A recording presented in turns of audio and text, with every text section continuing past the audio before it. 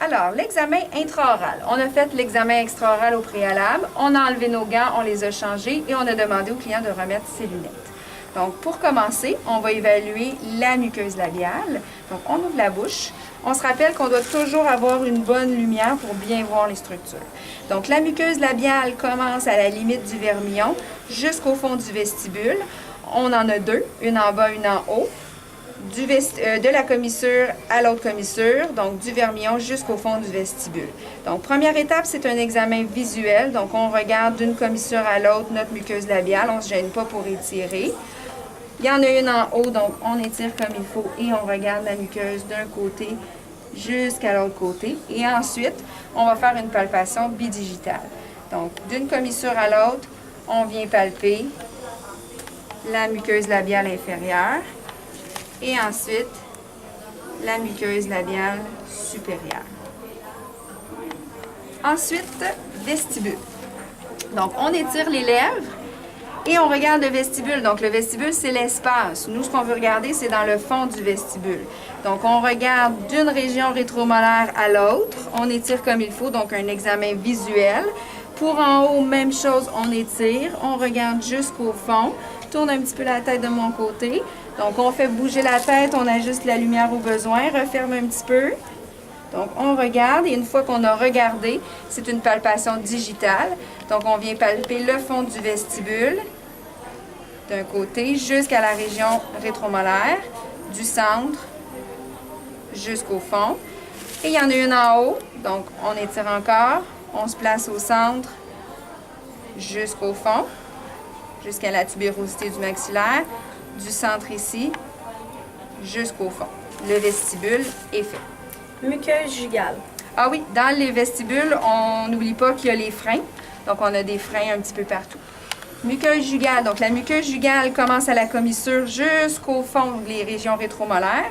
Et de haut en bas, c'est vraiment le fond du vestibule maxillaire jusqu'au fond du vestibule mandibulaire. Donc, on fait un examen qui est visuel au préalable. Donc, on regarde toujours avant de palper. Un côté, l'autre côté. Et ensuite, on peut faire la palpation bidigitale. On est mieux d'en couvrir plus, puis d'aller toucher un peu à la muqueuse labiale que de rester juste au centre. Donc, on vient palper, on glisse, on peut palper, faire des pressions comme ça de chaque côté jusqu'au fond. Et ensuite, on s'en vient faire l'autre côté. Ça peut être avec la même main ou l'autre main, ça ne dérange pas. Donc, on s'en vient palper la muqueuse jugale. Ensuite, Palais dur. donc le palais dur, on va y aller en vision indirecte. Donc, on utilise notre miroir, on ajuste la lumière. Donc, ce qu'on veut regarder, c'est nos structures anatomiques normales, entre autres. Donc, on a la papille incisive. La papille incisive en avant. On a notre raphe palatin médian. On a les plicatures de chaque côté. Donc, ça fait partie des structures anatomiques normales. On regarde avec le miroir jusqu'au coussin ou jusqu'aux tubérosités du maxillaire. On peut même aller voir une partie du palais mou. Et ensuite, on va faire une palpation digitale. Donc, on vient palper au niveau du palais pour sentir s'il y aurait une lésion quelconque, une bosse, dont un torus. OK? Donc, on appuie sans glisser, sinon ça chatouille. Prochain. Oropharynx. L'oropharynx. Donc, l'oropharynx, lui, on vient se placer en avant. Donc, à 8 heures pour les droitiers, à 4 heures pour les gauchers. On se place de la lumière. On fait ouvrir la bouche et on vient placer le miroir sur la langue et on demande au client de dire « Ah ». Donc, ce qu'on veut regarder à l'oropharynx, on regarde le palais mou. Du palais mou, au centre, on a la luette. De la partie antérieure de la luette, on a nos piliers antérieurs, donc nos palatoglosses qui vont venir de chaque côté.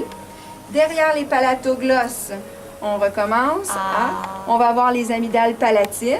Et derrière les amygdales palatines, on a les piliers postérieurs, donc les pharyngoglosses. On regarde aussi au niveau de l'oropharynx le mur postérieur de l'oropharynx. Et on peut par le fait même regarder nos coussins rétromolaires en poussant la langue. C'est fait pour l'oropharynx. La langue. Donc, la langue.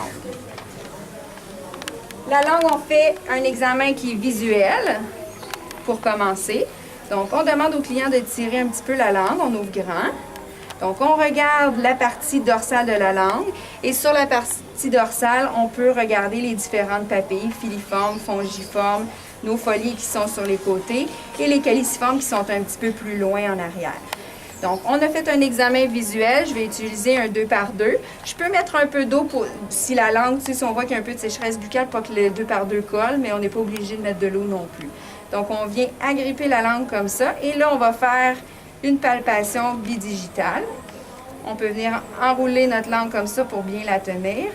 On va tirer la langue d'un côté légèrement et on va venir faire une palpation digitale d'un côté et ensuite de l'autre côté, une palpation digitale.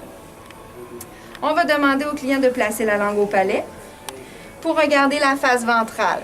Au niveau de la face ventrale, on a le frein lingual, on a nos veines ranines et les replis frangés ou les franges sublinguales qui sont de chaque côté de nos veines ranines qu'on va observer. Okay? Pour compléter la mobilité de la langue, on peut placer nos doigts de chaque côté. Donc, on vient toucher mon doigt ici à droite et mon doigt à gauche. On a évalué la mobilité en avant en faisant tirer la langue, puis on a évalué la langue aussi, la mobilité en faisant placer la langue au palais. Donc, l'évaluation de la langue est terminée. Plancher buccal. Plancher buccal, donc on ouvre la bouche. On fait relever la langue légèrement. Ce qu'on va observer au niveau du plancher buccal, donc on a un examen qui est visuel. On va regarder les caroncules sublinguales et de chaque côté, nos éminences sublinguales. Si les éminences sont effacées, on peut demander au client de relâcher un petit peu la langue. Elles vont apparaître un petit peu plus. Une fois qu'on a regardé le plancher buccal, on va faire une palpation qui est digitale. On va venir palper à l'intérieur du corps de la mandibule pour évaluer si on avait ou non des tories mandibulaires. Donc, de l'antérieur jusqu'à environ la première prémolaire ou la première molaire inférieure. OK? Plancher buccal est terminé. Glande salivaire sublinguale. La glande salivaire sublinguale. Donc, ça va être une technique qui va être bimanuelle, OK, et bilatérale parce qu'on va faire les deux côtés. On a deux glandes salivaires sublinguales. On demande au client d'ouvrir la bouche. Donc, toujours avec une bonne lumière.